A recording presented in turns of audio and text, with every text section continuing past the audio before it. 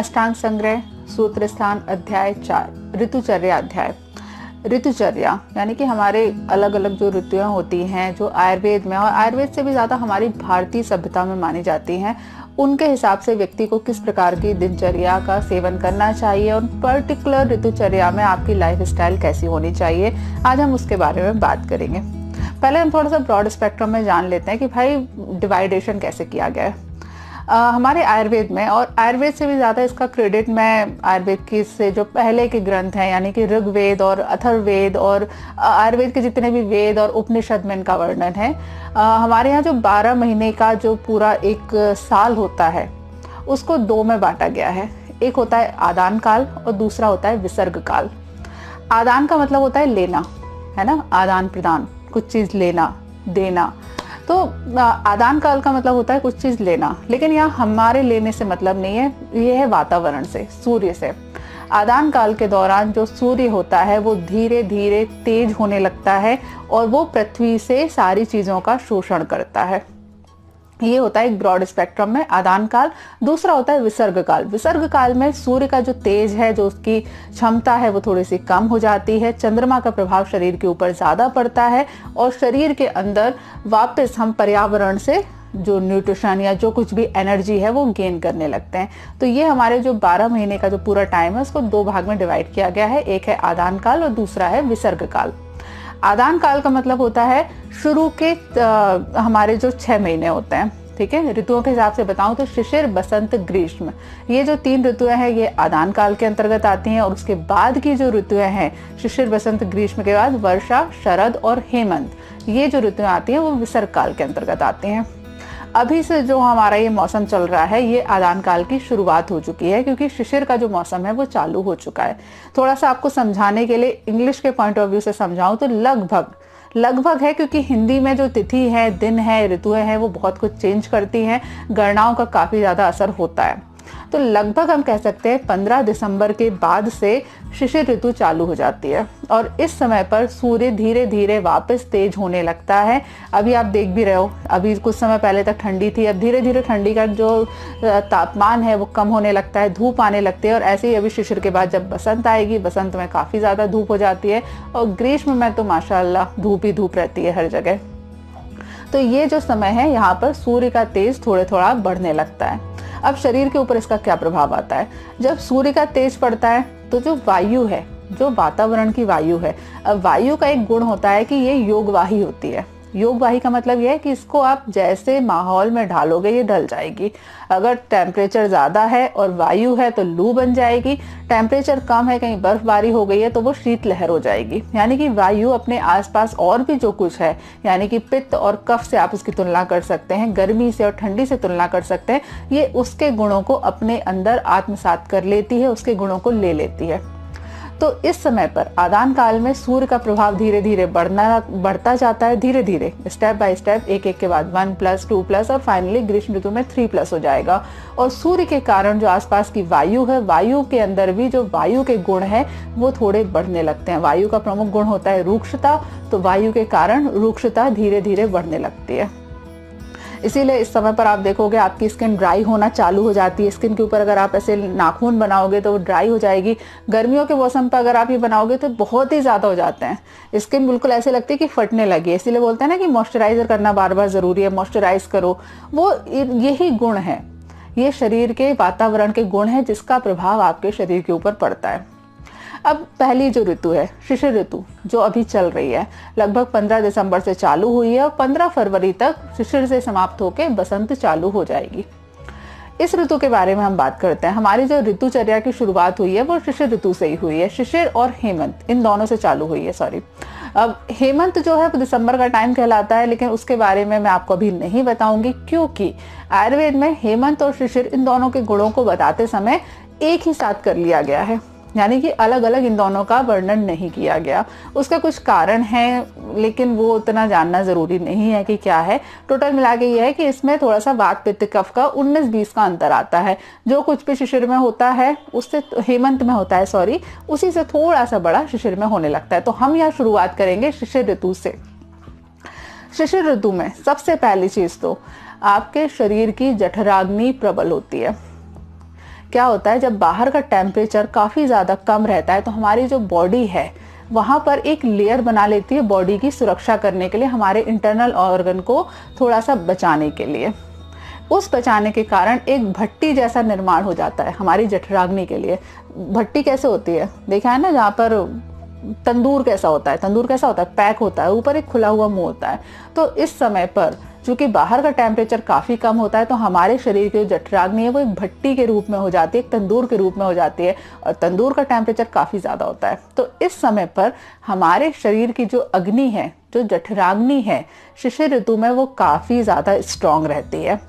इसीलिए इस ऋतु में आपको मधुर रस का सेवन करना चाहिए। जितने भी गुरु आहार होते हैं जो कि पचने में काफ़ी ज़्यादा टाइम लेते हैं, जैसे कि घी का सेवन करना, दूध का सेवन करना, उड़द की दाल का सेवन करना, इन सबको आयुर्वेद में उपयुक्त बोला गया है, ज़रूरी बोला गया है। इस समय पर यदि आप शिशिर और हेमंत ऋतु यानी कि इस ठंडी के इस वाले सीजन पर यदि आप हल्के आहार का सेवन करते हैं तो उससे आपके शरीर के अंदर की रूक्षता बढ़ जाती है, जठराग्नि प्रबल हो जाती है और उसके कारण आपको हाइपर एसिडिटी जैसी प्रॉब्लम होने लगती है। अब कई बार ये बड़ा कॉम्प्लिकेटेड हो जाता है लोगों को समझाना। कई लोग मुझसे आकर सवाल पूछते हैं कि भाई ठंड के सीजन में हम तो कुछ खाते ही नहीं, हम तो मिर्ची खाते ही नहीं, लेकिन फिर भी गले में जलन होती है, या इतनी ठंड पड़ रही है और हम लोग बिल्कुल नपा तुला खाना खा रहे हैं उसके बावजूद पेट साफ नहीं हो रहा है, या फिर लैट्रिन में जलन हो रही है। इस तरीके की प्रॉब्लम आती है कि भाई हम कुछ गर्म खाते ही नहीं है फिर भी ऐसी प्रॉब्लम हो रही है। उसका ही ये कारण होता है कि भाई आपकी जठराग्नि इस समय पर प्रबल है और अपनी जठराग्नि के हिसाब से आपको भोजन करना चाहिए, यानी कि हेमंत और शिशिर ऋतु में आपको गुरु आहार का सेवन करना चाहिए। ऐसे आहार का सेवन करना चाहिए जिनको पचने में थोड़ा टाइम लगता है, यानी कि आप अच्छा भोजन करिए। इस समय पर आप बिना टेंशन के अच्छा भोजन कर सकते हैं, गरिष्ठ भोजन कर सकते हैं। आपकी अग्नि उसको बड़ी ही आसानी के साथ में पचा लेगी। आप बढ़िया आराम से खीर, पूड़ी, मालपुआ ये सारी चीज़ें बनाकर खा सकते हैं और आपको किसी प्रकार की प्रॉब्लम नहीं आएगी। इस समय पर हेमंत और शिशिर ऋतु में कफ का प्रकोप नहीं होता। कई लोग मुझसे, आप लोग सोचेंगे कि यार इतना ठंडा खाएंगे या फिर इतना घी दूध वाली चीज़ें खाएंगे तो उससे तो कफ बढ़ जाएगा, और ठंड में तो वैसे ही कफ बढ़ा हुआ रहता है। लेकिन यदि आप थोड़ा सा अपना दिमाग को ओपन करेंगे और अपने आसपास देखेंगे तो एक चीज़ आप नोटिस करेंगे कि ठंड के सीजन में नाक किसी की नहीं बहती। बहुत ही कम लोग होते हैं जिनको जुकाम होता है, बहुत ही कम लोग होते हैं जिनको नाक से पानी बहता है, आँख से आंसू आते हैं, गले में खराश रहती है। ठंड के सीजन में इस शिशिर और हेमंत ऋतु में बाहर के टेम्परेचर के कारण शरीर के अंदर का जो कफ होता है वो जम जाता है, यानी कि उसके जो कफ के प्रकोप के लक्षण होते हैं वो नहीं होते। तो इस वजह से आपको कफ के कारण होने वाली जितनी भी व्याधियां होती हैं वो नहीं होंगी। ठीक है, तो आप निसंकोच होकर बिना टेंशन के कफ वर्धक आहार विहार का, गुरु आहार विहार का सेवन कर सकते हैं, कोई प्रॉब्लम नहीं होगी। ठीक है। दूसरी चीज, अगर हम मेडिसिन के रूप में इसमें बात करें तो इस समय पर शिशिर और हेमंत ऋतुओं में आपको मेडिसिन में हर चीज के साथ में थोड़ा सा शहद का सेवन करना चाहिए। शहद का सेवन करना, क्योंकि शहद आयुर्वेद में गुरु आहार के अंतर्गत रखा गया है, तो ये अग्नि को पचाने में, अग्नि को मतलब प्रकोप को शांत करने के लिए काफी ज्यादा अच्छा होता है। ठीक है, इन चीज़ों का आप ध्यान रखिए। अब इसके आगे थोड़ा सा आगे बढ़े, ये चीज़ मैंने आपको बताई है कब के लिए, अभी 15 फरवरी तक के लिए।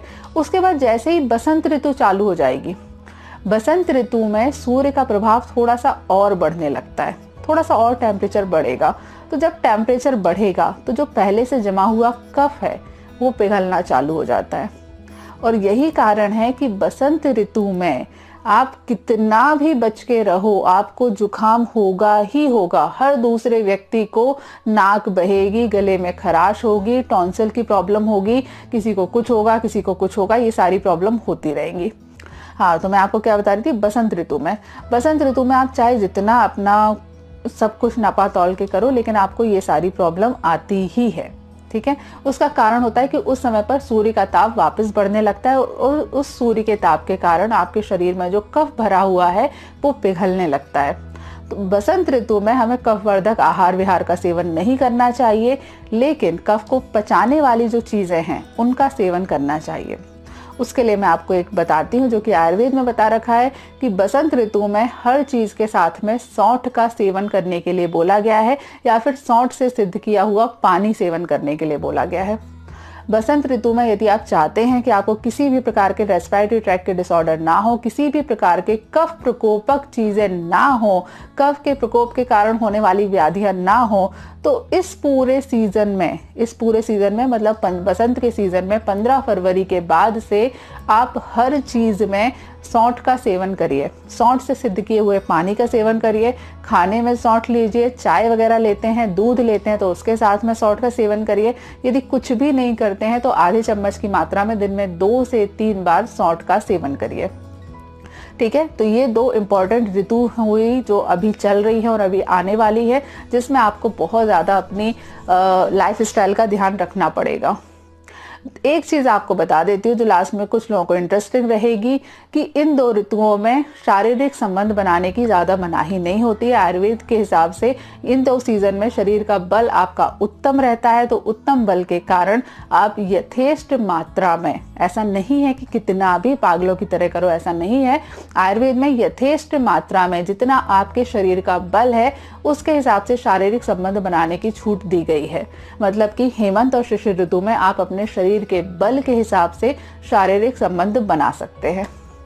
चलिए, आज के लिए इस वीडियो में इतना ही। इन 2 ऋतुओं से रिलेटेड जितनी जानकारी, जो कॉमन जानकारी मुझे आपके साथ शेयर करनी थी, इस वीडियो में हो गई। नेक्स्ट ऋतुओं का वर्णन हम फिलहाल नहीं करेंगे, क्योंकि मुझे पता है अगर मैं बता भी दूंगी तो ग्रीष्म ऋतु आने तक आप भूल जाओगे कि भाई करना क्या है। तो हम किसी और इसी टॉपिक के बाद अगला जो टॉपिक है उसके बारे में हम डिस्कशन करेंगे। चलो, नेक्स्ट वीडियो में मुलाकात होती है, तब तक के लिए stay healthy and be happy. Good bye.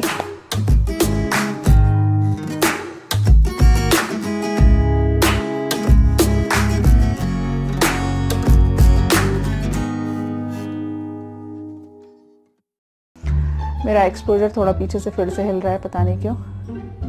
इसको सेट कर दिया अभी मैंने।